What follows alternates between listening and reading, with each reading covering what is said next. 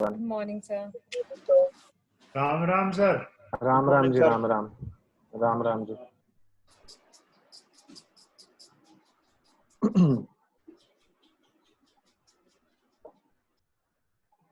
Why we are only 46 at this stage?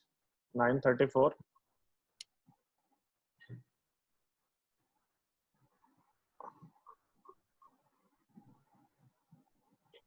खाली एक का एक्सक्यूज आया हुआ है मेरे पास में, बाकी सब तो आने चाहिए. हाँ, एक पवन के एक्सक्यूज कल आया था भैया. हाँ, पवन का एक्सक्यूज आया बस. जी जी. So office timings are 9 o'clock, I guess. We are all used to that. So time should not be a problem unless you have any client engagement, something, which you should have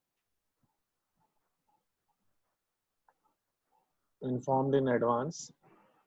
So guys, just look at your friends and colleagues whom you see they are not there. So please call them, message them, whatever. This is for everyone's benefit actually.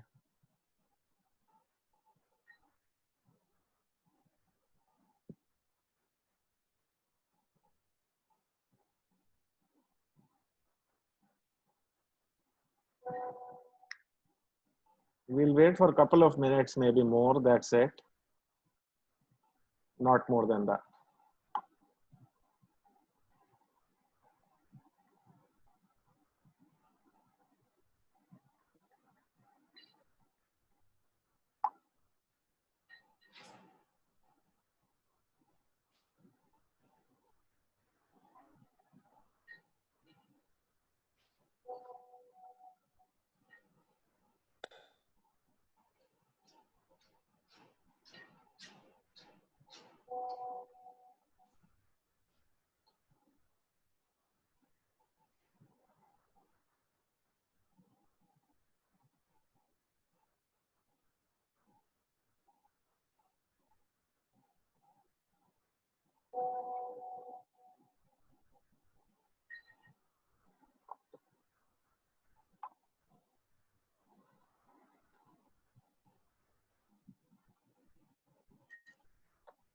HR is there? Anybody from HR? ये background कहाँ से आ गया भैया? यार ये कोशिश करी थी यार, बहुत ज्यादा सक्सेस तो नहीं हुआ, बस थोड़ा सा. मतलब आप तो मैंने आपका मैंने कैसे लग रहा है ये? कैसे इन द सेंस मतलब वो वैसे अच्छा नहीं लग रहा. मैंने आपका जो बैकग्राउंड है वो तो बैकग्राउंड उतना है ही, और जितना में आपका बैकग्राउंड नहीं दिख रहा है उतना में पीछे में रिसर्जेंट का दिख रहा है. हाँ वो शायद पूरा यार ठीक से हुआ नहीं, मतलब सक्सेस ना, मैंने ट्राई किया उसके लिए शायद पीछे प्लेन बैकग्राउंड चाहिए होता है, something like that. I don't know, मतलब I will take Shashank's help to sort this out. अरे आपका वो चेंज हो गया क्या? फ्रेंच कट से अलग? हाँ थोड़ा सा लुक चेंज किया है अभी. अभी एक्सपेरिमेंट कर सकता हूँ 2-4 दिन, उसके बाद फिर मौका नहीं मिलेगा वंस एवरीथिंग स्टार्ट्स. आप तो लग रहा है कि लॉकडाउन 1 2 3 4 का अलग अलग लुक है. करेक्ट है, यू आर राइट. ये बस ये 2 दिन का लुक और है, आज या कल का बस. उसके बाद फिर बीरप्पन लग रहे हो भैया एकदम नॉर्मल. यस देखो ये मूवी का एक डायलॉग था, मूवी गेस करना कौन सी है, ठीक है? बैंक का बैलेंस और नाम का खौफ कभी कम नहीं होना चाहिए. अरे वाह. बैंक का बैलेंस और नाम का खौफ कभी कम नहीं होना चाहिए. सुदर्शन पिक्चर का नाम बताओ. कम से कम क्या कि नाम का खौफ तो कम नहीं होगा, बैंक का बैलेंस का पता नहीं. हाँ ठीक है, उसी की ट्राई कर रहे हैं कि बैंक का बैलेंस भी कम ना हो, नाम का खौफ तो बनाया हुआ है, वो तो है ही. अरे वाह, दबाव बना रहना चाहिए. यस पर मूवी का नाम नहीं बताया किसी ने. भैया टाइप ही कर दो. वैसे तो बड़े मूवी बफ बनते हैं, पता ही नहीं है. ऐसा कैसे हो सकता है? भाई सिर्फ ये बता दीजिए आपके जमाने वाली मूवी है या हमारे जमाने वाली? अरे भाई जमाना एक ही है, मैं भी इसी जमाने का हूँ. सुदर्शन टीनेजर हो तुम, है? मेरे भाई भैया मेरे हमसे है जमाना, जमाने से हम नहीं. भैया once upon a time. Yes कौन सी 1 या 2? जो अक्षय कुमार वाली. Correct, once upon a time in Mumbai 2। Once upon a time में 2 मूवी आई हुई है उसकी। जी भैया, एक अजय देवगन की, एक अक्षय कुमार की। अच्छा ठीक। एक हाजी मस्तान की थी, एक दाऊद इब्राहिम की थी। ओह चलो स्टार्ट करते हैं, मेरे ख्याल है हाँ सर। 60 भी हो गए लोग। तो फ्रेंड्स, पहले तो ऑब्जेक्टिव सेट करते हैं अपना, अदरवाइज बिना ऑब्जेक्टिव सेट करे कोई फायदा नहीं है, हम लोग आपस में बात करके निकल जाएंगे, कोई यूज नहीं होगा। तो आज का जमाना जिस हिसाब से ज्योति भैया बात करते हैं, किस तरीके से बीडी करनी है, क्या करना है, वो सब हमने शायद थोड़ा बहुत सीख लिया है। और उसके अंदर सबसे इम्पोर्टेंट एस्पेक्ट ये है, आज की डेट में जब हम क्लाइंट से बात करते हैं, तो जैसे ज्योति भैया ने उस दिन बोला कि क्लाइंट इधर उधर की बात अब करता नहीं है कि मौसम कैसा है या घर में क्या हो रहा है, इधर उधर क्या हो रहा है। टू द पॉइंट बात करता है क्लाइंट। और जब वो टू द पॉइंट बात करता है तो हमारा बहुत शॉर्ट विंडो होती है हमारे पास कॉल पे ना, सामने बैठे ना हमें ना रिकवर करने का मौका मिलता है कई बार, बट फोन पे ना देयर इज नो रिकवरी। एक बार लाइन कट हो जाए ना, दोबारा कॉल नहीं कर सकते आप, अगर वो आपकी कॉल ठीक नहीं हुई है। सामने बैठे होगे, कुछ स्लिप होगा, आप बैठे हो, अभी चाय आ रही है, चाय की वेट कर रहे हो आप, मतलब आपके पास आधा घंटे का समय होता है, कुछ गलत हो जाए तो भी रिकवर करने का, you have time to recover when you are sitting in front of a person, but when you are on a call there is no time to recover. Once you are gone, you are gone. एक बार उसकी नजर से उतर गए, उसने phone काट दिया, उसके बाद दोबारा फोन करके आप बात को दोबारा से स्टार्ट नहीं कर सकते हो। और आज के टाइम में जो शॉर्ट विंडो है उसका अच्छे से यूज करना हमारे लिए जरूरी है, और क्लाइंट्स भी समझदार होते जा रहे हैं, सबके पास समय भी है, सब लोग पढ़ रहे हैं क्या हो रहा है क्या नहीं हो रहा है। If we are not aware with the latest developments that are happening, then that's the biggest turn off for any client when we are pitching for any work. And we take pride in saying that we are, you know, investment bankers who sell by knowledge. इतने सारे seminars के अंदर, webinars के अंदर आजकल भी, आज जो वेबिनार है उसमें भी हम नॉलेज पार्टनर हैं। तो when we are saying knowledge partner, हमारी रिस्पॉन्सिबिलिटी बढ़ जाती है। So we have to learn things, you know, that have happened.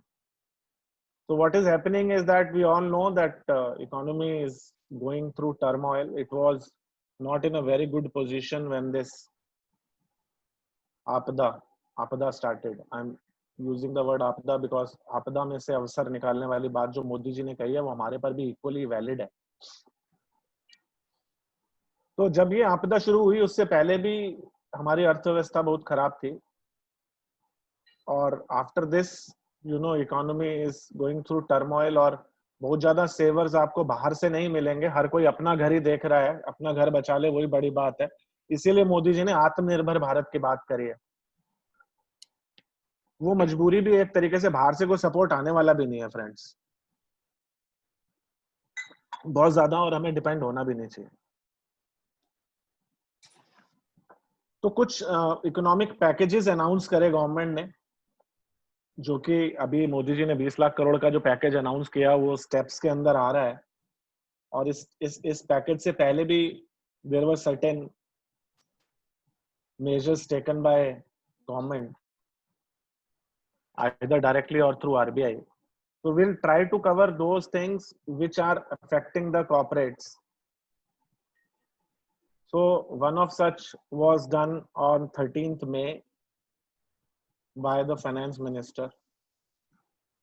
We'll try to cover few points जो हमारे को directly impact करते हैं।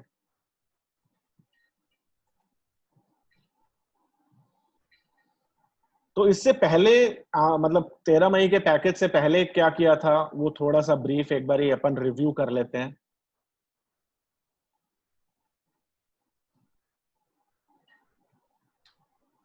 जो कॉर्पोरेट्स को इफेक्ट किया, थोड़ा सा अपना जो बात करते हैं वो स्टैट्यूटरी और कॉम्प्लायंस मैटर्स के अंदर रिलैक्सेशन दिया था, क्योंकि हम कॉर्पोरेट से बात कर रहे हैं तो इसलिए हम just covering this. Income tax का रिटर्न का पुरानी वाली रिटर्न है ये, जिसका डेट बढ़ाया था, अभी दोबारा और बढ़ गया है। जीएसटी रिटर्न्स का डेट बढ़ा दिया था, और मतलब काफी सारे स्टैट्यूटरी कंप्लायंसेस का डेट जो है बढ़ा दिया गया था।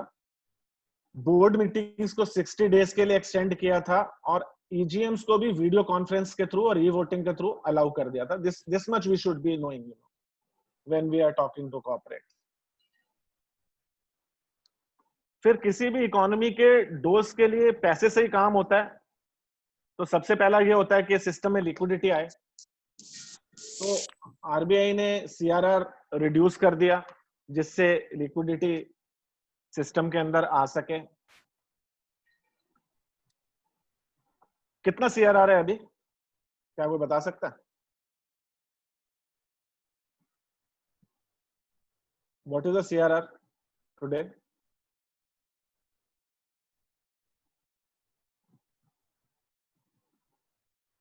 %3 है। करेक्ट है, वेरी गुड। तो उससे 1,37,000 crore I was expected to come into the system. Then there were TLTRO operations by Reserve Bank. One was 1 lakh crore for corporates. Then 50,000 again came for NBFCs and MFIs. This first TLTRO, as per my understanding, went mostly to, please correct me anybody if I'm wrong on that, because so now the problem was the NBFC sector for 0.0 that we call for 50,000 crore to be invested in investment grade bonds of MFIs, NBFCs was launched. 50,000 crore, I guess, in 2 tranches. First was 25,000 crore on 23rd April, out of which nearly 50% was subscribed by banks. There was a poor response because I guess banks thought they may not be able to find suitable papers for these funds.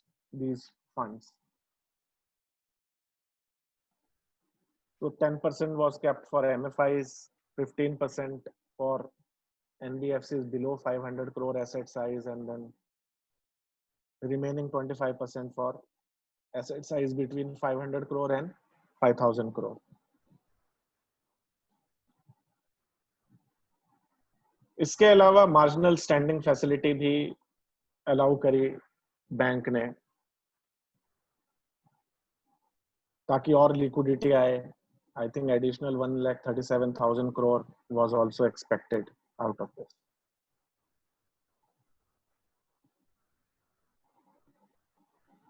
एक refinance scheme लाए 50,000 करोड़ की नाबार्ड और सिडबी से, NHB से। Special liquidity facility 50,000 crore की। ये सारे steps कर रहे हैं ताकि सिस्टम में लिक्विडिटी आए।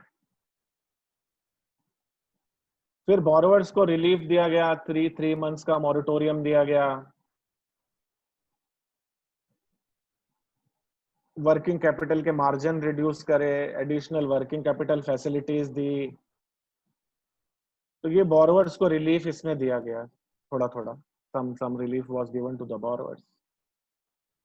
I am assuming people understand Hindi also, so I am just mixing Hindi and English. If somebody is not able to understand Hindi, then let me know.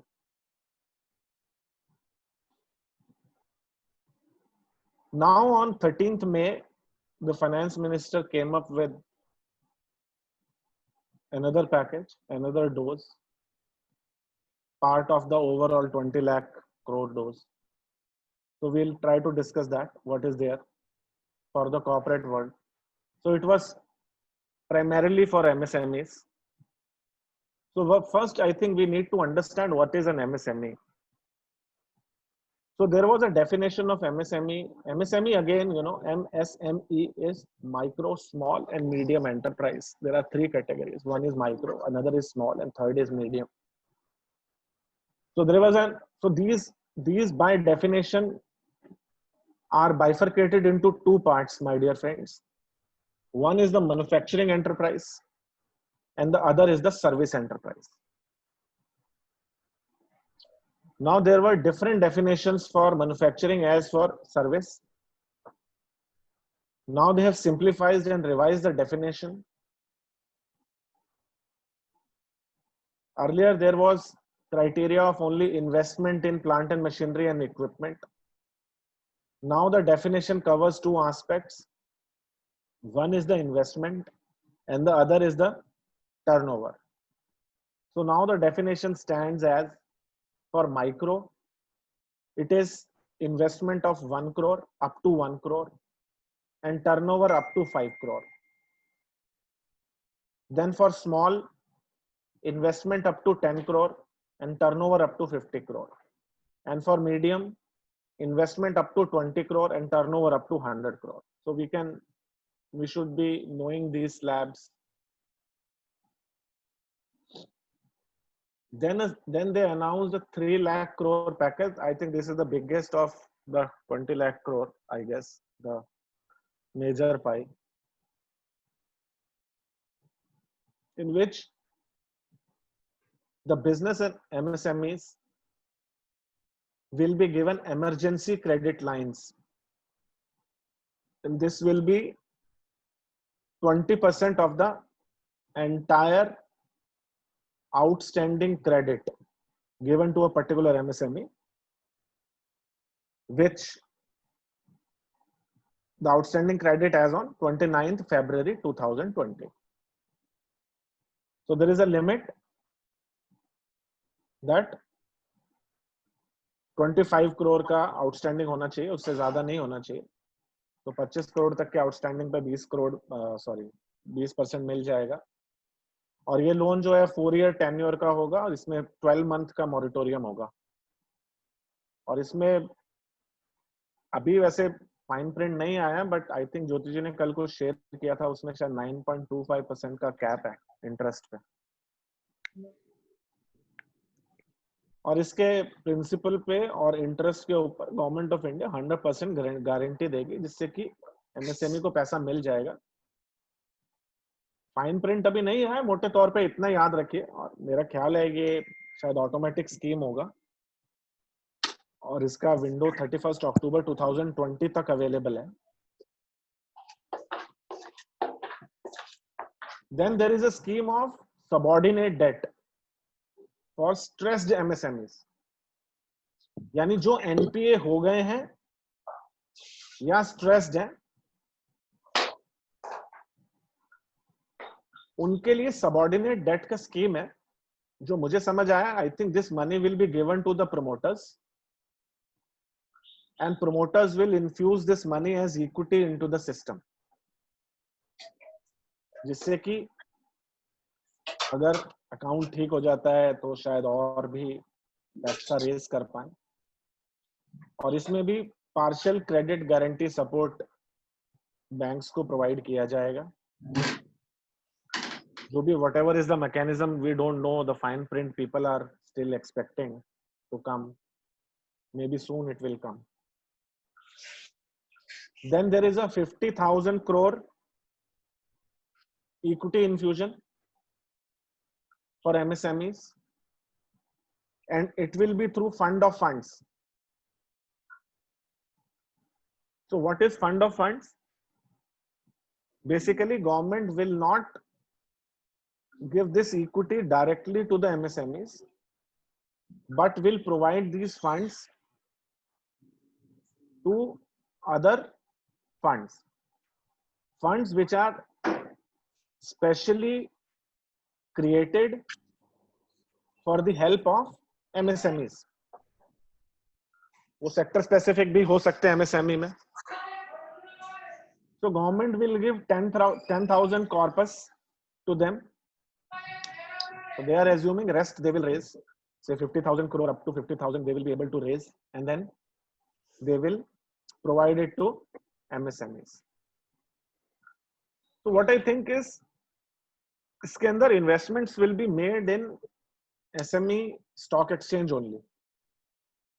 This is to, because there is a line written, this is to encourage MSMEs to get listed on main board of stock exchange. तो main board से जाने से पहले SME stock exchange पे शायद list होना होगा। तो एसएमई स्टॉक एक्सचेंज के लिस्टिंग के लिए शायद इसमें कोई कंडीशन आएगी, जो भी होगा अभी हमें मालूम नहीं है। तो maybe we are waiting for the fine print, but listing की ओर थोड़ा सा झुकाव है गवर्नमेंट का, ताकि शायद एग्जिट मिल सके आसानी से, अदरवाइज वो पैसा फंस जाता।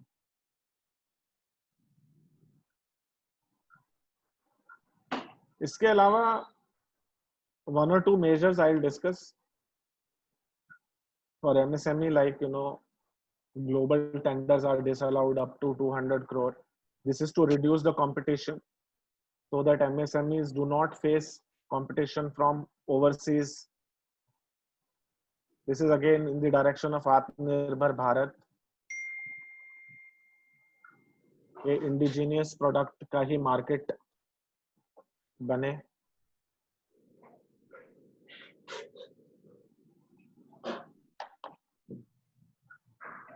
उसके अलावा there are certain other things like e-market linkage for MSMEs, fintech, क्योंकि अभी ट्रेड फेयर और एग्जीबिशन शायद अभी नहीं होगा इस बार, पता नहीं होगा या नहीं होगा, तो कोई e-market प्लेस बनाया जाए so that they can showcase their products and their skills and whatever. Then again, MSME receivables from government and CPS is to be released in 45 days. 45 दिन में वो पैसा उनको मिल जाए। पहले भी ऐसा था, मुझे लगता है कुछ ऐसा गवर्नमेंट में इस बार शायद अच्छे से फॉलो हो जाए, क्योंकि एनुअल रिपोर्ट में शायद डिस्क्लोज करना पड़ता है एमएसएमई को कितना पैसा देना है। Then there are certain measures on EPF support which I am not getting into. Then there is a 30,000 crore special liquidity scheme for NBFCs. So under this scheme, investment will be made both in primary as well as secondary market transactions. Then again in the investment grade paper only. And these are fully guaranteed by GOI. तो investment grade होगा और government अगर fully guarantee कर देगी तो वैसे ही वो triple A हो जाएगा, चाहे वो ट्रिपल बी माइनस ही क्यों ना हो। Then there is again partial credit guarantee scheme. So this is again scheme 2.0. The first scheme came in December 19, I guess. I'm not sure on that. I'm not sure on the date of that first scheme. उसमें शायद 10% था. Please correct me if I'm wrong. 6 months first loss and 10% was there. So this is 20% loss will be borne by Government of India. And this is for AA and below, and then unrated paper. जो unrated paper होगा वो भी इसमें partial guarantee scheme में आ सकता है। कोई मुझे बता सकता है इसमें ट्रिपल ए को कवर क्यों नहीं किया? Sir, the AAA paper is the likelihood of default in a AAA paper is quite less. So the objective will be defeated and the people will more invest in AAA papers. क्यों? Double A भी बहुत अच्छा ही होता है इसका। हाँ sir, ultimately there is a difference. The likelihood, the probability of default in AAA paper is significantly low. Partial guarantee से क्या होता है सुनील जी? सर ये है पार्शियल गारंटी से कि if there is a loss, for example, if we are covering the first loss, so if up to 20% loss is there, then the government will pay. If it is the loss is more than 20%, then the loss will be borne by the security holder. First loss होता है। मैं पूछ रहा हूँ उसका credit rating पे क्या effect आता है भाई? सर क्रेडिट रेटिंग का इम्पैक्ट ये है कि आपका जो it is for example AA rated paper, then partial guarantee of 20% is will increase the sorry, but the partial guarantee will increase the rating of the paper to AAA practically. तो triple A में क्या enhance होगा? तो AAA में enhancement की कोई होगा ही नहीं ना सर, दैट इज इसीलिए नहीं रखा उसको भैया कि उसमें एनहांसमेंट की गुंजाइश ही नहीं है। This is what I wanted to say, ऐसे logically just to make it more interactive.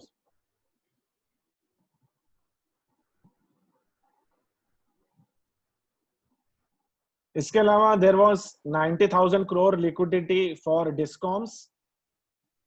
अभी बहुत इंडस्ट्रियल एक्टिविटी कम हो गई है, so demand has reduced substantially.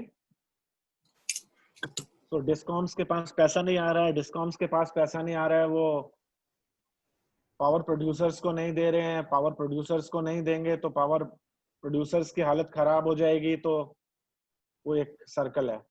तो उसको तोड़ने के लिए PFC and REC will infuse liquidity of 90,000 crores to discoms, जिसमें स्टेट, जिस भी स्टेट का डिस्कॉम होगा वो स्टेट गारंटी देगी और रिसीवेबल्स के अगेंस्ट ही होगा ये। इसके अलावा तो और कुछ खास अपने लायक बहुत ज्यादा नहीं है मुझे लगता है। Due date of income tax return extend कर दिया, 30th नवंबर हो गई है सबके लिए, तो टैक्स ऑडिट का भी टाइम बढ़ा दिया गया है। तो now guys you can ask some question. मुझे लगता है ज्योति भैया 2 में कुछ कवर करने लायक है क्या? आप बोले तो कुछ कवर करें। सेकंड जो कल आया था जो हमारे लायक तो कुछ है नहीं, मेरे को मतलब लग नहीं रहा कि उसमें हमारे लायक कुछ है उसके अंदर में। खाली हाँ एक भैया वो उसके अंदर में हाँ देयर इज जी समथिंग फॉर द कि पहले जो स्कीम थी that has been extended for the affordable housing जी एंड जी रिगार्डिंग 3 लाख जो अपने जो एमएसएमई का जो लोन आया हुआ, ऑल्दो जो चांदी सर ने उसको एक्सप्लेन किया, लेकिन 3 या 4 जो फाइनर पॉइंट्स के अंदर जो आए हुए हैं उसके अंदर में rate of interest to be capped लिखा हुआ था पहले पीपीटी के अंदर। उसके अंदर रेट ऑफ इंटरेस्ट जैसे चांदी जी ने बताया कि 9.25% rate of interest bank charge कर सकता है और NBFC can go up to 14% rate of interest. और इसके अंदर में जो बैंक के एग्जिस्टिंग, और ये सिर्फ एग्जिस्टिंग बोरोवर के ऊपर ही एप्लीकेबल है, तो चाहे बैंक का या फिर एनबीएफसी का जो एग्जिस्टिंग बोरोवर है वो up to 20% of the limit ले सकता है आउटस्टैंडिंग लिमिट का। अब outstanding limit include term loan and working capital both. Sorry voice echo हो रही है। अभी ठीक है भैया, बोलिए ना थोड़ा। हाँ, working capital and term loan included है आउटस्टैंडिंग लिमिट पे। एक बात बताइए भैया, एक हाँ कंपनी है, एसएमई है, सपोज कीजिए वो सर्विस, मान लीजिए कार रेंटल इंडस्ट्री में है। हाँ अब उसने 5 करोड़ की गाड़ियां, 5 करोड़ उसका गाड़ियों का लोन है, हाँ तो टेक्निकली तो वो भी उसके उसके अगेंस्ट में भी उसको 20% मिल सकता है। हाँ अभी क्यों नहीं पहले मिलेगा? बात नहीं, उसके अंदर में 2 चीजें चाहे चांदी सर, खाली जी उसके जी ना उसके लिए उसका भी जो एमएसएमई की जो नई डेफिनेशन के अंदर कवर होना चाहिए और एमएसएमई का सर्टिफिकेट होना चाहिए उसके पास में। नहीं, एमएसएमई का, अच्छा मेरा नेक्स्ट क्वेश्चन इसी से रिलेटेड था कि तो मतलब अगर वो होता तो 5 करोड़ का अगर उसका वो मान लीजिए गाड़ी खरीदने के लिए, लिमिट तो वो भी कवर होगी हाँ, उसके अंदर में टर्म लोन और वर्किंग कैपिटल दोनों इंक्लूड है। उसके अंदर टर्म लोन के अंदर में डिफरेंशिएशन अभी तक फाइन प्रिंट के अंदर आया नहीं है, वेदर इक्विपमेंट लोन और कार लोन के अंदर में कोई डिफरेंशिएशन है या नहीं है, that I am not sure of. Number 2, MSME अभी नए सॉरी हाँ डेफिनेशन, एमएसएमई नए डेफिनेशन के अंदर अभी हाँ, कई जन पढ़ेंगे तो उनको तो अभी फ्रेश रजिस्ट्रेशन लेंगे। फ्रेश रजिस्ट्रेशन लेने के लिए कोई दिक्कत ही नहीं हो, तो खैर ये स्कीम अक्टूबर तक के लिए वैलिडिटी, और उद्योग आधार कार्ड के अंदर में तो हाँ, वो ऑनलाइन तो रजिस्ट्रेशन अपने आप होगा। हो जाता है, उद्योग आधार में अपने आप हो जाता है, उसमें कोई बड़ी चीज मतलब डिफिकल्टी नहीं है। हाँ, तो मतलब fresh registration is not going to be an issue. Fresh registration is not going to be an issue. ठीक है भैया। इसके अंदर में 2-4 चीजें जो याद रखने के लिए जो क्लाइंट आपसे बात कर सकता है कि जो फर्स्ट टाइम बोरोवर है उसके लिए क्या होगा। फर्स्ट टाइम बोरोवर के लिए स्कीम एप्लीकेबल नहीं है। फर्स्ट टाइम बोरोवर के लिए सिर्फ जो स्टार्टिंग वाली जो स्कीम थी कि where any borrower can go, आदि कोई एमएसएमई की डेफिनेशन में आता है, तो स्टार्टिंग में 2 करोड़ रुपए तक कोलैटरल फ्री लोन जो पहले मिलता था, अभी भी वही स्कीम एप्लीकेबल है फर्स्ट टाइम बोरोवर के लिए। इस स्कीम की डिमांड बहुत है मार्केट के अंदर, लेकिन हाँ, कोई किसी के पास भी ऐसी स्ट्रेंथ ज्यादा है नहीं, डिमांड बहुत। डिमांड तो ये तो ऑटोमेटिक है, खाली हम लोग ये इवैल्यूएट भी कर रहे थे कि वेदर हमारे लिए इसमें कोई अपॉर्चुनिटी निकलेगी या नहीं निकलेगी। हमें लगता है कि बैंक के लिए ऑटोमेटिक है, तो हमारे लिए यदि कोई क्लाइंट यदि हमारे पास आके बोलेगा कि हमको 20% लिमिट दिला दीजिए, तो हम लोग दिला सकते हैं उसको। 20% की बात नहीं कर रहा हूँ मैं, मैं बोल रहा हूँ वो जो एसएमई वाला आप बोल रहे हैं ना, 2 करोड़ तक collateral free original fresh loan, हाँ इसकी हाँ डिमांड बहुत है मार्केट के अंदर। वो ठीक है, उसकी डिमांड होगी, तो वही मैं कह रहा हूँ कि but only thing is that कि whether our strength is there and whether how much can be cater to the market. आज हर आदमी का अपना ये लगता है ना कि आज मेरे को यदि बड़े प्रपोजल मिल रहे हैं तो हम लोग स्मॉलर प्रपोजल में क्यों दिमाग लगाएं, वो बात है बस। It is a question of opportunity loss. Sir एक छोटा सा क्लैरिफिकेशन था कि yes, if we have non fund based limits outstanding as on 29th February, हाँ will they be considered for the purpose of this 20% or not? उसके अंदर में दो चीज है। जो पहले वाला जो 10% जो कोविड लोन आया था उसके अंदर कुछ बैंकों ने वर्किंग, उसके अंदर भी जो 10% देना था तो 10% इंक्लूडेड, उसके अंदर भी जो वर्किंग कैपिटल की जो बात लिखी थी उसके अंदर बैंकों ने, कुछ बैंकों ने सिर्फ फंड बेस्ड वर्किंग कैपिटल लिया था और कुछ बैंकों ने सिर्फ नॉन फंड बेस्ड और फंड बेस्ड लिया था। जैसे बैंक ऑफ इंडिया की मैंने आप लोगों को ग्रुप के अंदर में सारे बैंकों की 10% ऑफ द कोविड लोन की जब पॉलिसी भेजी थी, if you study that you will get to know that कि उसके अंदर में सिर्फ बैंक ऑफ इंडिया एक ऐसा बैंक था जिसके अंदर में फंड बेस्ड और नॉन फंड बेस्ड दोनों इंक्लूडेड थे। बाद में पीएनबी ने अमेंडमेंट किया, पीएनबी ने भी नॉन फंड बेस्ड के अंदर में इंक्लूड कर लिया था। बहुत सारे बैंक सिर्फ फंड बेस्ड का ही 10% दे रहे थे। Rahul, if you remember, we had the client in Hyderabad called Manaskia, where the bank has only given him the 10% only on the fund based. True. तो सुनील जी, नाउ अभी आज की यदि बात करेंगे तो आज की अभी तक की जितनी भी जो गाइडलाइंस इश्यूड है कल रात तक के हिसाब से 10-20% of the outstanding limit include term loan plus working capital. Working capital, as far as I know, it includes both the thing fund based and non fund based. तो मेरे को लगता है इस बार कोई एम्बिग्यूटी नहीं होनी चाहिए। इस बार 20% of the limit include term loan plus fund based और working capital plus non fund based working capital. ये इन्वेस्टमेंट का क्या डेफिनेशन है? Word use is exposure, word use is total exposure. I agree with that. तो and exposure includes non fund also. Yes Ashok sir, लेकिन पहले बारी में भी जब अशोक सर जब इन्होंने यूज किया था ना 10% वाले के अंदर में, तब फिर बैंक वाले ने सिर्फ फंड बेस के अंदर ही दिया था अशोक सर। तो उसका वर्ड इन्होंने गलती से आई थिंक सर फर्स्ट उसके अंदर लिमिट वर्ड यूज कर लिया था। Sir limit include non fund base also. Non fund base भी होता ही है अशोक सर। अशोक सर उसके अंदर में क्या था कि के अंदर क्या है कि एक्सपोजर वर्ड पे ज्यादा क्लैरिटी आती है। ठीक sir, you know it absolutely better. और will go by your wording sir. अभी भी इसके अंदर थोड़ा सा बैंकिंग के अंदर प्रॉब्लम आएगी। फॉर एग्जांपल एक कंपनी के पास 15 करोड़ टर्म लोन है, 10 करोड़ वर्किंग कैपिटल है, हाँ कॉन्ट्रैक्टर टाइप बिजनेस में या किसी तरह में या और, तो उसके अंदर अभी ये क्लैरिटी की बैंकिंग लेवल पे बैंक टू बैंक ये डिफर करेगा फॉर द टाइम बिंग, क्योंकि 20% वर्किंग कैपिटल नहीं सर, 20% टर्म लोन और वर्किंग कैपिटल दोनों में इस बार कोई एम्बिग्यूटी नहीं है सर इसके अंदर। अभी चलो शुरू होता है, देखते हैं आएगा सही। मैंने कल ना अनिमेश जी ने भी एक आर्टिकल मुझे भेजा था, मैंने कल एक एक्टिविटी ग्रुप के अंदर में भी मैंने एक आर्टिकल डाला हुआ, उस आर्टिकल को भी पढ़ लेंगे तो उसके अंदर में भी क्लैरिटी आ जाएगी सर। उस आर्टिकल में भी लाइव मिंट का आर्टिकल है, उसके अंदर में भी क्लैरिटी से मेंशन्ड है। एक सेकंड देखता हूँ sir, I can even read that article for you. एक सेकंड सर, तब तक आप लोग और कुछ पूछ लीजिए। Any doubt anybody? इन्वेस्टमेंट का क्या डेफिनेशन है? 25-20 करोड़ 10 करोड़ का जो एसएमई के डेफिनेशन में इन्वेस्टमेंट है उसके अंदर में gross book value, it is plant and machinery and equipment, not for furniture, not for land and building. Plant and machinery and equipment, right.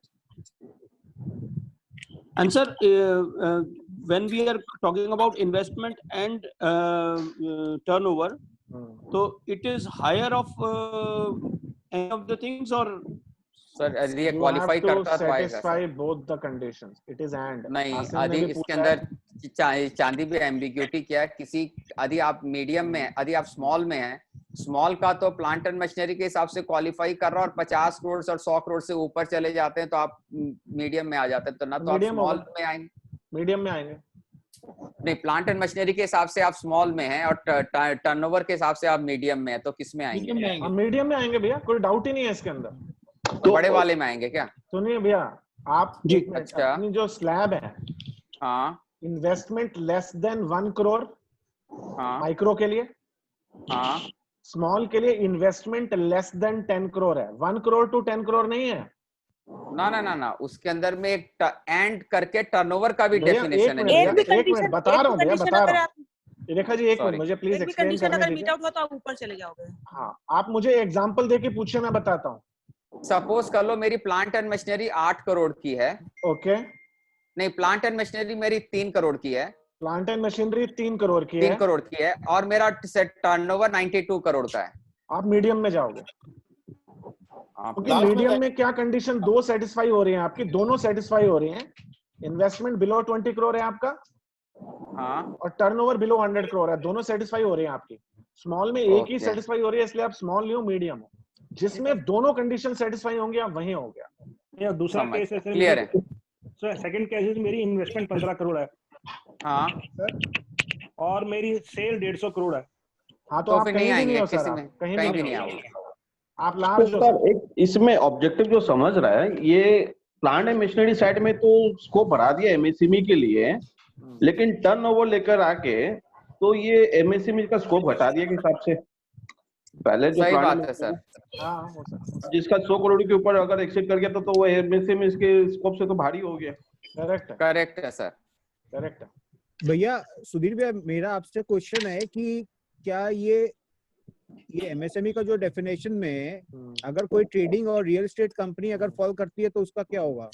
क्या चीज? एमएसएमई की दो ही कैटेगरीज हैं as per my understanding. Trading और real estate company आती नहीं है उसमें मेरे हिसाब से, दे डोंट ऐसा फॉल कहाँ अंडर पर? एमएसएमई। एक सेकंड मैं आप लोगों को एक सेकंड और मैं क्लैरिफाई करा देता हूँ।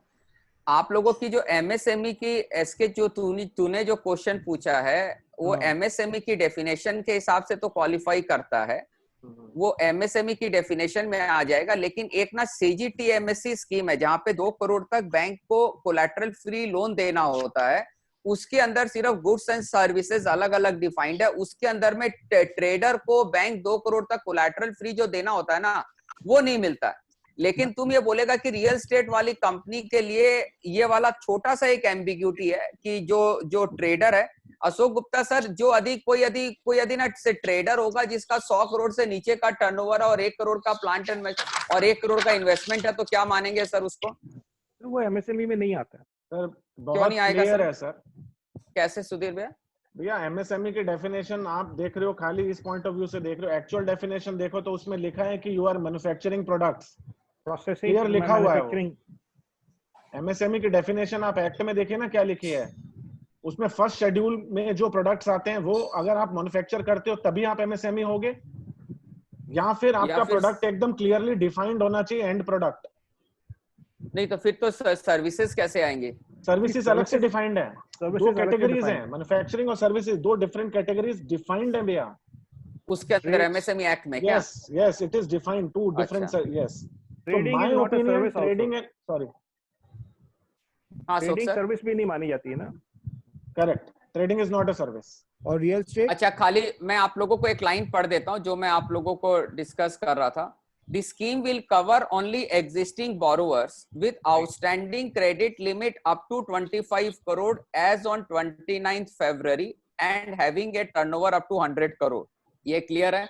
It will also include borrowers up to 60 days past dues. इसका मतलब ऐसे में 0, 1, 2 वाले भी जो borrower हैं वो भी इसमें इंक्लूड होंगे। And covers working capital and term loan facilities. तो दिस इज आल्सो क्लियर कि it includes and it covers working capital and term loan facilities. तो इस बार इन्होंने क्लियर कर दिया है। सर मेरा इसमें थोड़ा सा अभी भी मुझे क्लैरिटी चाहिए। Let me ask internally, bank से पूछ लूंगा मैं। That would be better sir, यदि आप बैंक से एक बार पूछ के और बता दें, बिकॉज सर ये न्यूज़पेपर वाले लोग तो बेगर समझे भी बहुत बार कुछ लिख देते हैं। एक्चुअली क्या है, मैंने कल भी पूछा था, वो कहते हैं यार हमें ही नहीं पता क्या है। अभी हम भी, आपने जो पढ़ा सीतारमन की रिपोर्ट, हमने भी वही पढ़ी है। बेसिकली क्या है सर, मैं I am asking from a different angle. 15 crore की मेरी इन्वेस्टमेंट है, फॉर सम रीजन मेरी टर्न लिमिट 10 करोड़ की है वर्किंग कैपिटल। अब मुझको 25 करोड़ के ऊपर मुझे 20% 5 करोड़ मिल सकता है। नहीं 10 करोड़ पे आपको मिलेगा ना सर। हाँ तो वही तो मैं पूछ रहा हूँ सर। 25 ना टर्म लोन और वर्किंग कैपिटल मिला के मिलेगा सर। सर टर्म लोन दोनों मिला के मेरी 25 करोड़ है। दोनों मिला के 25 है तो सर दोनों मिला के यदि आपकी 25 से ज्यादा है तो आपको नहीं, आप क्वालिफाई भी नहीं करते हैं। नहीं मैं कह रहा हूँ मैं उस लिमिट में क्वालिफाई कर रहा हूँ। क्वालिफाई कर रहे हैं तो टर्म लोन और वर्किंग कैपिटल मिला के जितनी भी आप किया, आप उसका 20% तक टर्म लोन ले सकते हैं 4 साल के लिए। तो भैया उसमें असेसमेंट की दरकार नहीं है क्या, वर्किंग कैपिटल असेसमेंट की? अभी तक वो असेसमेंट लगेगा या नहीं लगेगा वो क्लैरिटी नहीं है, लेकिन 99% अभी तक जितनी इनफॉर्मली बातचीत हुई कोई असेसमेंट की रिक्वायरमेंट नहीं, बिकॉज वर्ड ऑटोमेटिक यूज किया गया है। असेसमेंट नहीं होगा इसमें कोई भी, क्योंकि मेरे को लग रहा है अशोक जी असेसमेंट के पॉइंट ऑफ व्यू से बात कर रहे हैं कि 15 करोड़ का टर्नओवर में 10 करोड़ की लिमिट है और 5 करोड़ पे मिल जाएगी तो turnover equivalent to working capital limit हो जाएगी। और वो तो इसमें असेसमेंट का दरकार ही नहीं है, ये तो ऑटोमेटिक है इसके अंदर। ये असेसमेंट नहीं है मेरे भाई, समझ, these are not the ordinary times for which this, आप ऑब्जेक्टिव मत भूलिए कभी भी, why they are giving this objective। And more so मेरे को लगता है ये 5 करोड़ वाली जो लिमिट मिलेगी 20% that would be in a term of form of a term loan only, not working capital. 4 साल का टर्म लोन है, करेक्ट है, क्लियर है। 4 साल का टर्म लोन है, 4 1 साल का प्रिंसिपल का मोनाटोरियम, उसके 3 साल में, इसका मतलब ब्याज रोज देना है सर। करेक्ट है सर।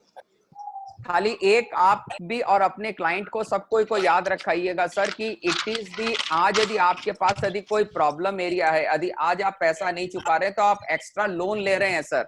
यदि आप लोन नहीं चुका पाएंगे बाद में तो चाहे बैंक को तो सेंट्रल गवर्नमेंट पैसा दे देगी, लेकिन आपका अकाउंट SMA 1, 2 NPA जो होना होगा वो होगा ही होगा। भैया मेरा 2 क्वेश्चन है, एक रियल स्टेट वाला MSME में आएगा कि नहीं आएगा, और एक ये MSME का न्यू डेफिनेशन जो आप बोल रहे हो इन्वेस्टमेंट और ये जो टर्नओवर, ये एज ऑन ये कौन सी बैलेंस शीट से आप देखोगे? डेट ऑफ एप्लीकेबिलिटी पूछ रहा है चांदी भाई। डेट ऑफ एप्लीकेबिलिटी आज की है, बैलेंस शीट ऑडिटेड देनी होगी आपको। कौन सी ऑडिटेड, मतलब 20 वाली है? अभी तो 20 की ऑडिटेड किसी की आई नहीं होगी, जिसकी आ गई तो 20 की ऑडिटेड चल जाएगी। इसमें मेरी कल एक प्राइवेट बैंक से बात हो रही थी जी।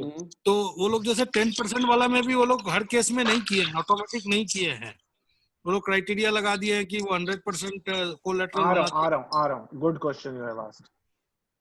नहीं कोलैटरल का तो इसमें आइडिया लगेगा नहीं। देखिए आप पहले ना ऑब्जेक्टिव समझिए, इसमें क्लियर लिखा है अप टू 20%, आप ये समझिए, ये अप टू 20% है। तो बैंक अपनी पॉलिसी बनाएगा और बताएगा इस सेक्टर में इतना दूंगा, ऐसे दूंगा, ऐसे दूंगा। लेकिन जब 100% क्रेडिट गारंटी आपको मिल रही है तो क्या देने में प्रॉब्लम है? बैंक को 10% वाले के अंदर में, जब स्टार्टिंग के अंदर में जब दे रहा था तो उस समय there was no central government guarantee. इसके अंदर में गवर्नमेंट गारंटी आ रहा तो chances of disbursal is far more better और इट इज राइटर। उसने प्राइवेट बैंक वाले ने जो बोला कि इनका प्रपोजल सिडबी के पास जाएगा, ये प्रपोजल लेंगे सिडबी के पास भेजेंगे, सिडबी से अप्रूवल होगा तब ये लोन मिलेगा। दैट इज व्हाट ये हो सकता है कि 3 लाख करोड़ का कौन करेगा, मेरे ख्याल से अभी तक डिसीजन नहीं है। लेकिन 20,000 करोड़ का जो डिस्ट्रेस फंड जो है वो सिडबी IFCI में से दोनों में से कोई एक जन मैनेज करेगा। मनीष ने लिखा है भैया retail traders are eligible under CGT MSE। यदि रिटेल ट्रेडर है तो फिर तो रियल स्टेट वाली भी कंपनीज क्यों नहीं एप्लीकेबल होगी फिर? चलिए भैया इस क्वेश्चन को भी ना यहाँ पे पार्क कर देते हैं, मतलब इस फोरम में डिस्कस करने का। हाँ, समझ गया। तो we'll answer it and we'll post it in group। यदि हमें पता लगेगा हमें इस पे जो भी क्लैरिटी मिलेगी हम ग्रुप पे पोस्ट कर देंगे। भैया तो भैया मेरे को है ना 2-3 चीज बता दो, मतलब आपने बहुत अच्छा बता दिया हमें। खाली अगर हम कोई कॉल करते हैं कोई BD पर्सपेक्टिव से, तो MSME वाला जो क्लाइंट है तो वो अगर मेरे को पूछता है कि आज मेरे लिए क्या मैंने अभी तक जो भी अनाउंसमेंट हुआ है उसमें मैं how you can help us, तो हम आपको 20% ऑफ द लिमिट दिलाने में मदद कर सकते हैं यदि बैंक आपको नहीं देगा तो। सब कुछ अगर मदद कर सकते हैं, मगर उसका तो एग्जिस्टिंग जो लिमिट है, एग्जिस्टिंग लिमिट है तो तब दिला सकते हैं, एग्जिस्टिंग लिमिट नहीं है तो कुछ नहीं दिला सकते। एग्जिस्टिंग लिमिट नहीं है तो नहीं, it is only for existing borrowers. Okay, और वो अपने 9.9% में दिला सकते हैं। कितना परसेंट? वो 9.25 पे यदि बैंक से लिमिट है तो 9.25 तक बैंक चार्ज कर सकता है, और NBFC से तो 14%। और उसमें कोई सिक्योरिटी नहीं लगेगी ना, सेंट्रल गवर्नमेंट गारंटी है। सर इसमें if we are having for example multiple banking or consortium banking, तो everybody will be taking its own Yes, share. everybody will be taking his own share.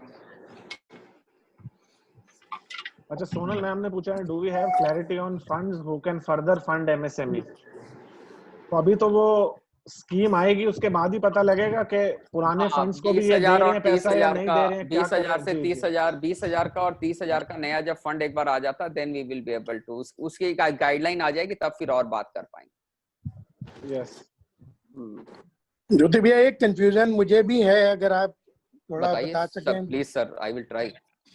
इसमें ये कहते हैं कि जो अकाउंट एनपीए हो गए एमएसएमई सेक्टर में, हाँ, they can take the advantage of that 20,000 crore scheme. Yes sir, yes sir, yes. And they can also take advantage of the 3 lakh crore scheme जो 20% वाली है। वो कैसे बोल रहे हैं कि वो बोल रहे हैं कि 20% जब आपके पास जो 20,000 से आप प्रमोटर पहले लोन लेगा, उसको कंपनी के अंदर डालेगा, कंपनी के अंदर डालने से वो जब SMA 012 का कैटेगरी में आ जाएगा या एनपीए के कदार से जब हट जाएगा, तो वापस से 20% का पैसा ले सकता है।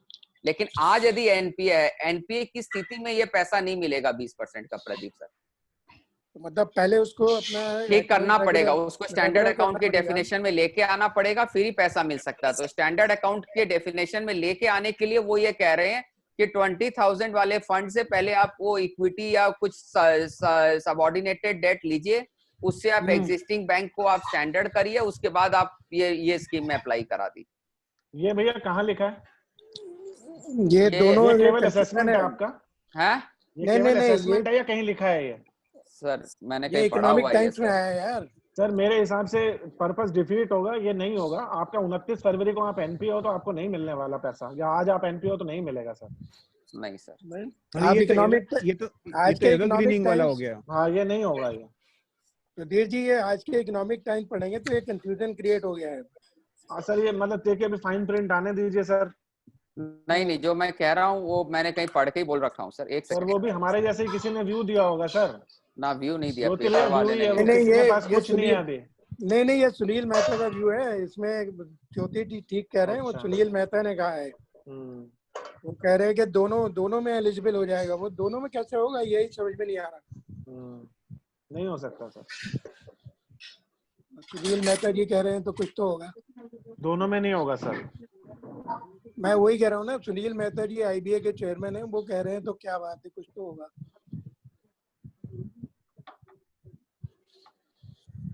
एक सेकंड सर,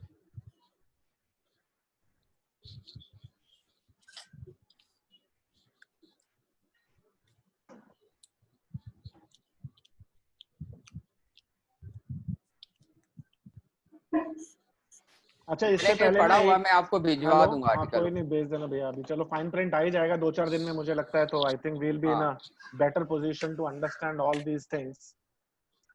सही बात। एक ना अशोक सर ने ना रिस्ट्रक्चरिंग पे एक वेबिनार किया था। हाँ, और आज भी हमने कुछ डिस्कशन किया। ठीक है, इसके ऊपर हम एक टेस्ट तो कर ही रहे हैं अपना इंसॉल्वेंसी टीम का। करेक्ट है, शनिवार को। तो आप सभी लोगों में से especially I would request that team to voluntarily participate in that. I would be absolutely good idea sir. तो मैं voluntary रख रहा हूँ, मैं मतलब compulsory नहीं कर रहा हूँ। तो एक तो गुप्ता जी का सेमिनार वो पढ़ लीजिएगा, पढ़ लीजिए, देख लीजिए YouTube पे।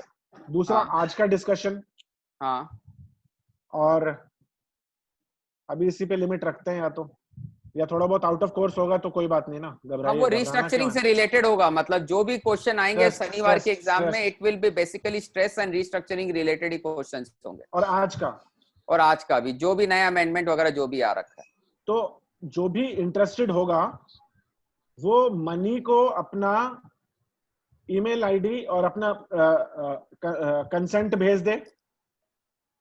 तो शाम को 6 बजे तक जिसका भी कंसेंट आ जाएगा आज, मनी आप मुझे वो लिस्ट भेज देना 6 बजे। Sure sir. प्लस आईबीसी, तो वो उन लोगों को विल टेक दैट टुमारो। जस्टिस कल सुदीप भैया, जस्ट अ सजेशन, इसमें ऐसे कीजिए कि जो लोग इंटरेस्टेड नहीं है वो मेल कर दें। नहीं ऐसा सुदर्शन है। जो इंटरेस्टेड है उसको भेजने थे ना यार, जो लोग इंटरेस्टेड नहीं है मतलब फिर गड़बड़ हो जाएगी ना। सुधीर भी एक चैट में मैंने क्वेश्चन डाला था, अगर आप उसको थोड़ा क्लैरिफाई करें। कहाँ पे? अभी तो यार डिस्कस किया है यार ये कि अगर अकाउंट रेगुलर नहीं है और एमपीए एसएमए 1-2 तक है तो अलाउड है। ओके एसएमए अलाउड, एनपीए में अलाउड नहीं है खाली। ठीक है भैया। एसएमए 1-2 तक अलाउड है 20%। Very good question asked by Madhusmita, where we will get today's class recording. ये तो खैर जिसने किया है वो बता देगा, but I just want to ask whether you are sleeping. नहीं, वो वापस से ध्यान, अब जब उसको एग्जाम का बात हो गया ना, एग्जाम का बात नहीं होता तो नहीं पूछती। She scored very good sir last time. वो तो मुझे पता है, मैं तो ऐसे ही बोल रहा हूँ, सिंस इट वाज एग्जामिनेशन की बात हो गई तब बात हुई है मधु। नहीं, मैं एक नेगेटिव बात बोल दिया ना उसके लिए थोड़ा, तो इसलिए मैंने कहा पॉजिटिव भी बोल देता हूँ। She did a good job। तो ये रिकॉर्डिंग कहीं अवेलेबल है नहीं है, मुझे मालूम नहीं है, लोकेश से पहले भी तो हमारी जो इंटरनल रिकॉर्डिंग वगैरह कहाँ अवेलेबल है सर? लिंक है, लोकेश के पास है। तो लोग आज खाली मनी जी और नवनीता जी, आप लोग कोई भी एक जन जिम्मेदारी लीजिए कि हमारी पुरानी जितनी भी क्लासेस हुई भी है, जो इंटरनल क्लासेस है, जो एक्सटर्नल क्लासेस तो यूट्यूब में अवेलेबल है हमारे पास में, एक्सटर्नल जितने भी से वेबिनार हुए हैं, जितनी भी इंटरनल क्लासेस का एक इंटरनल लिंक बना के वो पूरे रिसर्च इन इंडिया के एक्टिविटी ग्रुप में डाल दीजिएगा। सारे रिकॉर्डेड है हमारे? सारी रिकॉर्डेड है सर, होपफुली यस, सारी रिकॉर्डेड है। तो लोकेश जी को बोल के सारा काम ये करवा दीजिएगा। मनी जी सर। हाँ, सब कोई को लिंक भेज दीजिएगा, जिससे अभी तक जितनी भी डिवीजन वाइज अपन ने जितने भी क्लासेस ली हैं, anybody want to go through that at any point of time, he should have that, he should, उसको एक्सेसिबल होना चाहिए उस चीज के लिए। मैं बस एक ऐसे हिंट दे रहा हूँ आप लोगों को, मतलब आज की क्लास में जितने वर्ड्स यूज करे हैं ना, तो मैंने एज्यूम किया है कि आपको वो सारे आते हैं, मतलब if you have not asked means you know that. हाँ, any word which has been used, चाहे वो TRR हो या TLTR हो, कुछ भी हो, मतलब I am assuming that you know all those. हाँ, ऑल दिस TLTRO, हाँ, मतलब TLTRO कैसे फंक्शन करता है, कैसे क्या होता है, बैंक का TLTRO में भी क्या रुझान है, कौन सा डिपार्टमेंट देखता है, everything you all should be aware of all this things. एकदम सब चीज पता होना चाहिए। और भी कोई भी कुछ भी यूज किया हो इसके अंदर, मैं एक वर्ड नहीं बताऊंगा कौन कौन से यूज किए थे, याद रखिएगा क्या क्या यूज किया था। बिकॉज अब क्या है कि विदाउट नॉलेज हम लोग कुछ कर नहीं पाएंगे। बिकॉज क्लाइंट, जैसे चांदी जी ने बोला कि क्लाइंट एक कॉल में ही अपने आप को, हमें वो और कुछ नहीं हो पाएगा, कोई चाय नहीं पी पाएंगे, there will be no time for personal touch and feeling. It is all that you have to demonstrate कि आपको ये टॉपिक या जिस चीज पे आप बात कर रहे हैं उसका आपको पूरा ज्ञान है, and you are expert in that matter, that's all. And you are all the first hand brand ambassador of the company. यदि आप लोगों की एक भी लाइन यदि इधर उधर होती है तो ये definitely impacts the image of the company. पूरी मूवी की जगह आप खाली टिकटॉक का वीडियो है, जितनी मतलब की चीज है उतनी दिखानी है और कुछ नहीं। ना, पूरी मूवी आनी चाहिए सर। अब टिकटॉक तभी बन पाएगा जब आपको पूरी मूवी पता है। आप समरी तभी अच्छा बना पाएंगे जब आपको पूरा चैप्टर पता होता है सर। मैं बोला कस्टमर को अभी पूरी मूवी में आप गाना और वो सब नहीं देखनी है, उसको सिर्फ मुद्दे की बात देखनी है, 15-20 सेकंड, आधी 15 मिनट में। मुद्दे की बात भी हम तभी बोल पाएंगे जब हमको पूरा हाँ, उसके लिए बात सही है, agreed. But he is not interested in a full 3-hour movie. He is only interested in the relevant parts. हाँ, relevant part, और वो relevant part वो पता नहीं कौन सा क्वेश्चन आपसे कब पूछ सकता है। Even when PM was speaking, people were getting bored in the first 15 minutes. वो तो बहुत कुछ ही बहुत बात है। अच्छा, एक मैं रिक्वेस्ट करना चाहता हूँ, 4-5 नाम मैं नॉमिनेट कर रहा हूँ जो मुझे क्वेश्चन बना के भेज दें। मुझे 50 क्वेश्चन बनाने हैं, तो मैं 4-5 अच्छा, पहले कोई वॉलंटियर करना चाहता है तो वॉलंटियर कर दे। चैट बॉक्स में अपना नाम डालिए प्लीज। क्वेश्चन बनाने के लिए कोई वॉलंटियर। एडवांटेज क्या है कि आपको एग्जाम नहीं देना पड़ेगा क्या? नहीं, एग्जाम देंगे सर। आपको एडवांटेज होगा, आपका क्वेश्चन सेलेक्ट होगा, आपके नंबर आ गए। अच्छा। ज्योति भैया ने इंसेंटिव ऑफर किया था। ऋषभ मैं तो हाथ खड़ा करने वाला था कि एग्जाम नहीं देना पड़ेगा, क्वेश्चन बना के क्वेश्चन ही बना देता क्वेश्चन पेपर सेटर हो जाते। आप राहुल भैया, राहुल बाबू, नीचे नाम चैट में नहीं डालोगे या कोई डालोगे, फर्क नहीं पड़ता, आप हैं ऑलरेडी है लिस्ट में, मेरे दिमाग की लिस्ट में एकदम राहुल। तो यू आर मतलब देयर ब्रदर, एब्सोल्युटली कोई डाउट ही नहीं है। मतलब आप ये वाला मैं थोड़ा सा आपसे और पार्टिसिपेशन चाह रहा था, नॉमिनेशन बट देख लो आपको कौन लगा आ कि रहे हैं। मूर्ख लोग बात कर रहे हैं तो क्या आउट ऑफ बीच द में बोलना। सब्जेक्ट हाँ। मुझे एक out of the subject question पूछना है। आउट ऑफ द सब्जेक्ट, आज वाले सब्जेक्ट से बाहर पूछना है। आउट ऑफ क्यूरोसिटी, मुझे आंसर मालूम है बट फिर भी आउट ऑफ क्यूरोसिटी पूछना है। एमसीएलआर के नीचे इंटरेस्ट रेट चार्ज कर सकता है क्या बैंक? इसका आंसर मैं दूं या ज्योति भी? ना बाकी को और कोई नहीं देगा तो मैं ट्राई करूंगा। नहीं, मैं दे देता हूं पहले। हाँ, एमसीएलआर से नीचे बैंक बिल्कुल चार्ज कर सकता है। उसका तरीका बताता हूं। आप अपने लोन को बेंचमार्क कर सकते हो किसी एक्सटर्नल रेट के ऊपर। You are allowed to do that. आप अपने लोन को रेपो पे भी बेंचमार्क कर सकते हो, माइबोर पे भी कर सकते हो, किसी पे भी कर सकते हो। तो आप बेंचमार्क करिए एक्सटर्नल रेट पे, एमसीएलआर के नीचे आप only recently this has been allowed, I think in February if I am not wrong. नहीं, पहले से है यार, ये तो ट्रिक ऑफ द ट्रेड है, पहले से है। इसके अंदर दो मेरे ऑब्जर्वेशन है। मेरे को ये लगता है कि ये वाला जो बेंचमार्किंग है, जैसे एमसीएलआर जैसे 1 ईयर जनरली बैंक चार्ज करता है। जब आप 3 महीने का या 6 महीने का लेस देन 1 ईयर लोन लेते हो तब bank can give you the concession less than the MCLR also at that point of time. Secondly, आप ना बॉन्ड रूट में चले जाइए। MCLR is only applicable once there is a term loan route for raising money. If you can raise money through any other instrument, then this MCLR thing is not applicable. Yes, Rahul, now you can clarify. नहीं, correct नहीं, मैं वो पूछने ही चाह रहा था। नहीं, और anything करना चाहते हो? This came out as a curiosity. वो मैं सेपरेटली आपको बता दूंगा। वो जो कल हम नहीं बता, मेरे को नहीं, पूरे ग्रुप को बता दे। इमरजेंसी नहीं, वो some emergency erupted that some bank, हम एक प्रपोजल को फॉलो कर रहे हैं और वो एक किसी और बैंक ने इन प्रिंसिपल दे दिया है। तो मैं बस ऐसे ही बैठे बैठे उसका एमसीएलआर देख रहा था कि उसका रेट इतना अट्रैक्टिव है या नहीं है, तो उस पर्सपेक्टिव से मैं पूछ रहा था। देखो, बिल्कुल 101% पॉसिबल है, इसके अंदर कोई इशू नहीं है। मतलब पीएनबी चाहे तो एसबीआई के एसएलआर पे भी अपना, सॉरी एमसीएलआर पे भी अपना लोन दे सकता है, रेपो पे भी दे सकता है, कर सकता है। इसके अंदर पूरी छूट है, कोई इशू वाली बात नहीं है, इसके अंदर कोई डाउट ही नहीं है। मतलब हाँ, ज्योति भाई, जो आप बोल रहे थे टर्म लोन में, अगर वो एक साल से ऊपर का टर्म लोन होता है तो वो 1 ईयर एमसीएलआर चार्ज करता है, और 1 साल से नीचे का लोन होता है तो वो 3 मंथ 6 मंथ वाला रेट एप्लीकेबल कर सकता है। टर्म लोन होता है तो एमसीएलआर जो उतना पीरियड का होता है उससे नीचे बैंक नहीं जाता है, बिकॉज एमसीएलआर इंक्लूड्स की बैंक का ये ब्रेक इवन कॉस्ट है। Correct, that's what I am saying कि अगर 1 साल से नीचे का है तो फिर वो जनरली 3 मंथ या 6 मंथ चार्ज करते हैं, और हाँ, 1 वही साल मैं से बोल ऊपर रहा होता हूँ। तो मिनिमम खाली बस इसके अंदर अभी तक मेरे को इतना सा ही पता है कि आपको टर्म लोन छोड़ के आपको बॉन्ड या सीपी रेज करना पड़ता है। यदि आपको एमसीएलआर वाला रेट ऑफ इंटरेस्ट को, यदि आपको माने आपको यदि पतली गली से निकलना है एमसीएलआर वाले।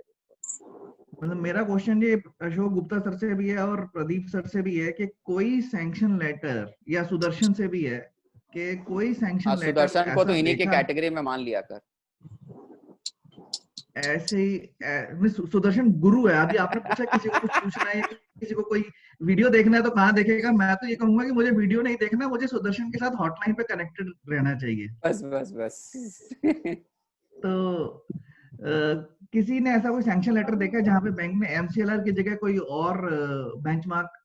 अभी स्टेट बैंक ऑफ इंडिया ने उसको रेपो रेट से लिंक कर दिया 1 अप्रैल से, जितने भी एमएसएमई के लोन है सबको अभी रिसेंटली। हाँ, बाकी सारे बैंक, बिकॉज ये ना गवर्नमेंट ने ये कर दिया है कि आपको सारो रेपो रेट से लिंक करना है, तो बहुत सारे bank slowly and steadily they have started linking it through repo rate. Rahul, अगर आपको ऐसा सैंक्शन लेटर देखना है ना, तो आप एचडीएफसी और आईसीआईसीआई में चले जाइए। प्राइवेट बैंक में मिलेगा सर, प्राइवेट बैंक में मिलेगा एक्सटर्नल बेंचमार्क का। नहीं सुधीर भैया, वो मालूम है। सिटी बैंक का मैंने भी देखा है, और बड़े सारे प्राइवेट बैंक्स के देखे हैं। मैं पीएसयू की बात कर रहा था। पीएसयू में ना बहुत कम मिलेगा आपको सर, बहुत कम मिलेगा सर।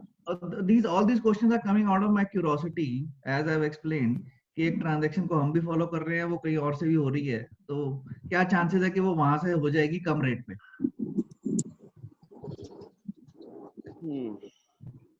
ठीक है मनी, 4 नाम आए हैं, सागर, नीतू, रोहन, ऋषभ। जी सर। इसके अलावा आप नोट करिए। जी। राहुल मलिक, सुदर्शन केडिया, जी। रेखा केडिया, ओके, और अशोक गुप्ता सर। ठीक है sir. Correct. So they will prepare the question है ना? हाँ, मुझे भेजेंगे वो क्वेश्चन, आपको नहीं भेजेंगे। जी जी जी। कितने क्वेश्चन भेजने भैया? 50-50 सबको। नहीं नहीं नहीं सर, 50-50 क्वेश्चन, 400 क्वेश्चन थोड़ी देखूंगा मैं। 10, 5, 10, 15 कुछ भी, जितनी श्रद्धा हो। Insolvency, restructuring and what all? नया पैकेज जो आया स्ट्रेस एसेट पे। ओके, ठीक है, डन। ओके, ठीक है भैया, कंक्लूड करें क्या आप? कुछ गुड डे। हाँ, देना गुड डे। चाहते हो? ना कुछ नहीं भाई, धंधा लाने चाहिए। ठीक, ओके भैया, bye bye bye everyone, see you. Good day.